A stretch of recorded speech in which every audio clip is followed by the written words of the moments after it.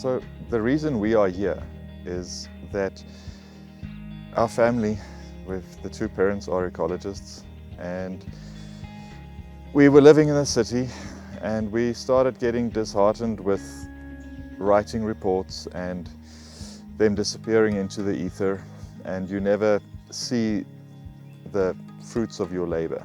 At some point that wasn't enough, and then we started farming.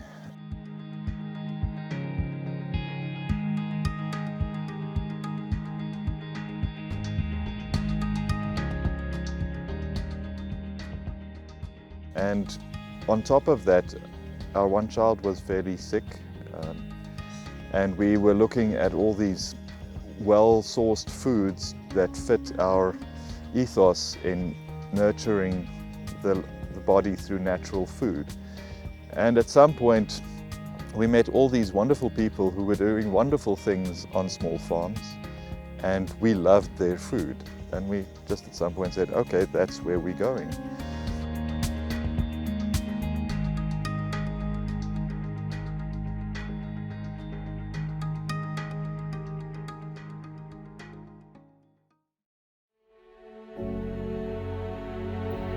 So regenerative farming is actually just 5 principles, and you add them as you can.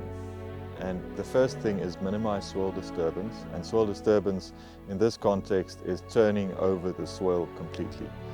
The second one is to keep the soil covered with vegetative matter or dung.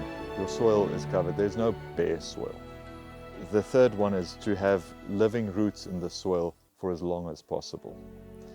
The fourth one is to maximize biodiversity, and that I feel encompasses low toxin farming, low pesticide, low chemical farming, because you reduce that, you allow more life and diversity in your farm. And then the fifth one is to reintroduce livestock in a responsible manner. And then there's very little of the drawbacks of livestock farming for the environment.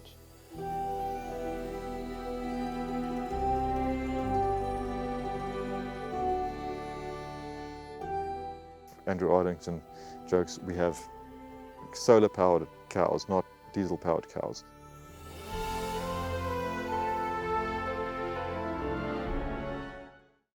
The difference for us between regenerative farming and conventional farming is that concept where you have to feed the soil or the plants with your inputs. It is quite an extractive process. You use basically the soil as a medium, and you feed the plants their basic nutrient requirements. That means the microbes and the fungi, which is the soil builders, don't survive. It's a changed system and they cannot support life. In that regard, your soil degrades.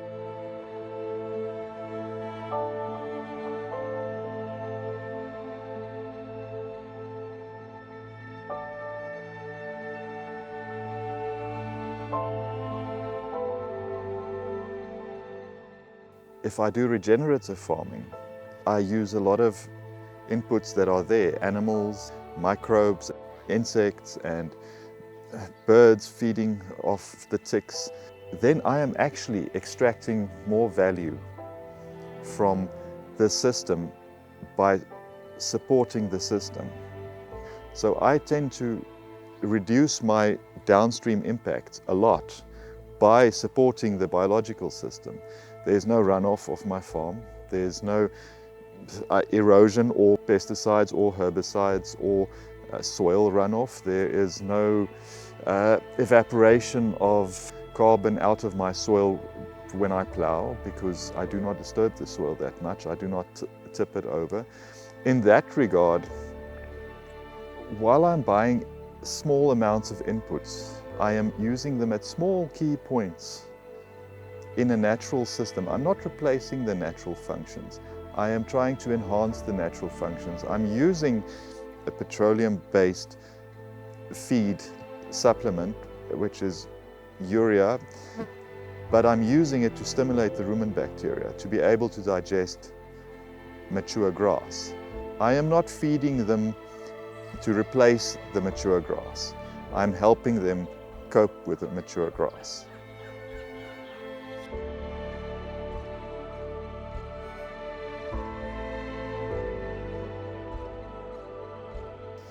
I think you can think of regenerative agriculture as an imperfect ball we have to keep rolling. It's rolling of itself, it's downhill, but you just have to round over the side so that it can roll. And that attracts all these ecological functions and systems, and you have to look at your system that you have, and you have to see this is where it's lacking, and you add a little bit of stimulus there, but it only supports the natural environment. It doesn't replace the natural environment. It makes the natural environment work better.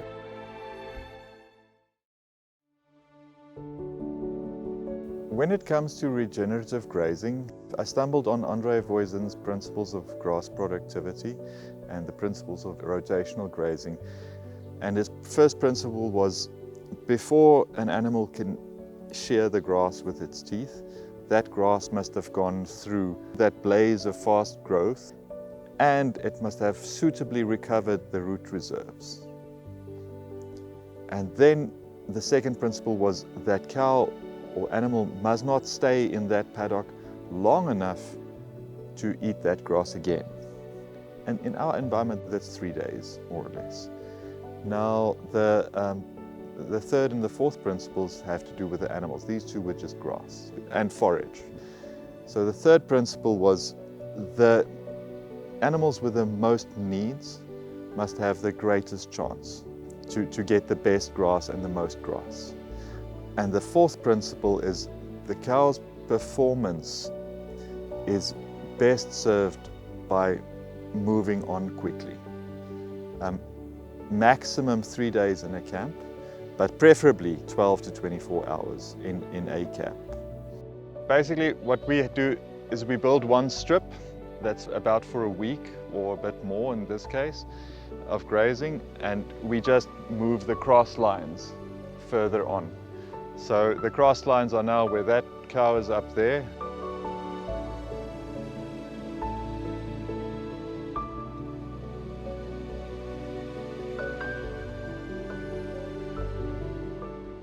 These troughs are very light, and it's about 500 litres for both of them. That's enough for the few cows that we have for twice a day filling.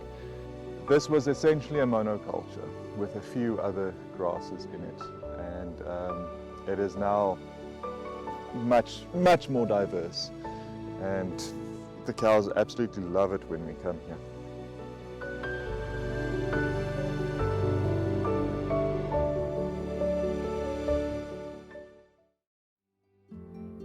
That's what I do. I extend my forage very long by allowing 363 days of rest for that piece of vegetation. So I can pump a lot more carbon into my soil by allowing the grass to grow properly, and before it slows down, I graze it again. Then I stimulate it to have that huge leap, and then I graze it down again. Then I might want to let it grow overly mature in some instances so that the diversity is there. That way you maximize what you get out of that biological system by keeping that system turning and alive and strengthening.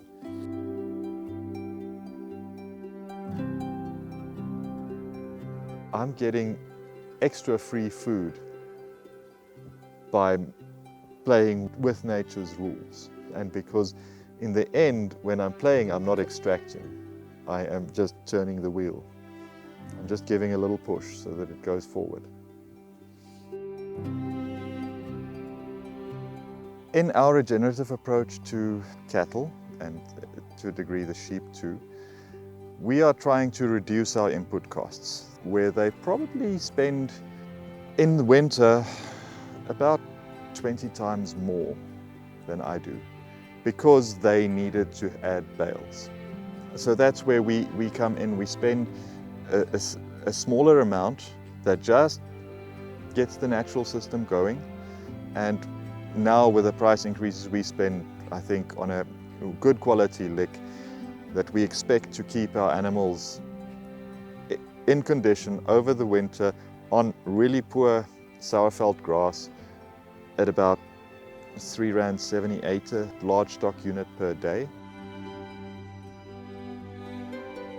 I believe we have much lower health maintenance costs in this sort of setup, and I now almost buy exclusively from people with the same mindset.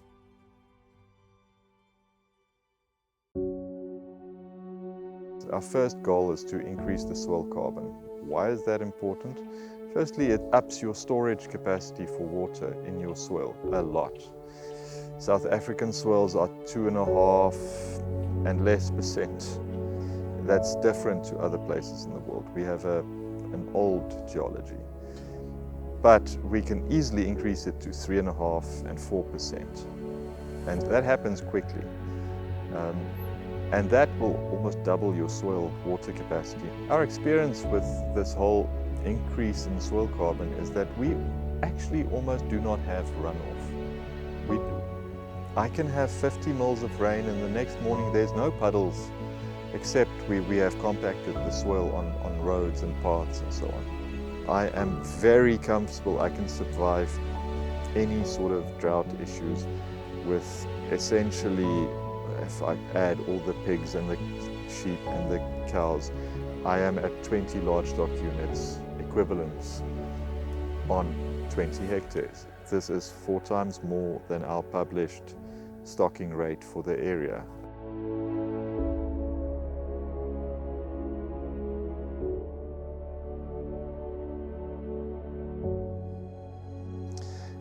The dung fauna we find here has increased dramatically.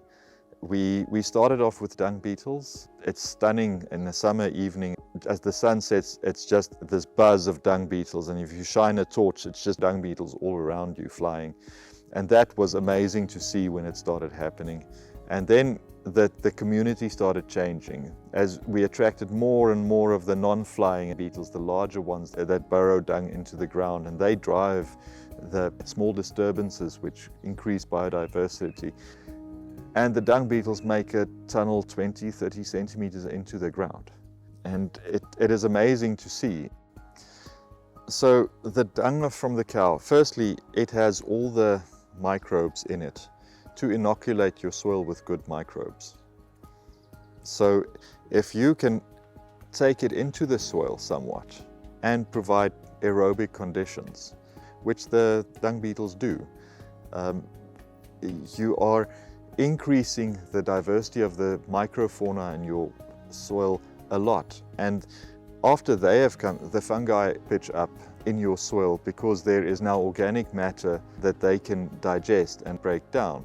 So not only do the dung beetles take away your flies, they make habitat for microbes, and they arm the microbes and for the fungi that drive your soil fertility, the things that feed your plants in the end. And then they aerate the soil, which again gives you the benefits which make those aerobic bacteria and fungi survive much better. So yeah, your pasture cleanup works, your fertility gets better.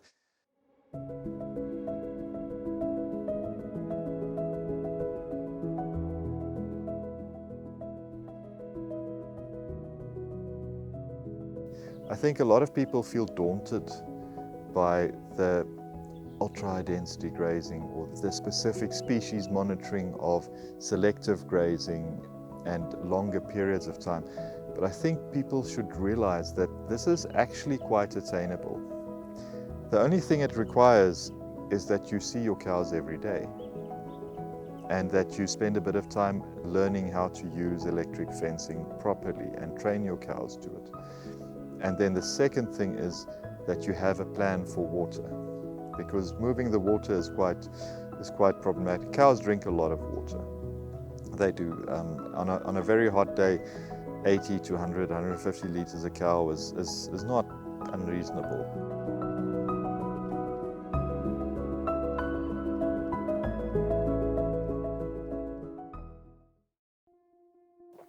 It'll take a little while, but the benefits begin immediately. People often say, ooh, now I've got to do all this work and I won't see a benefit until my grass is better. And that's not true.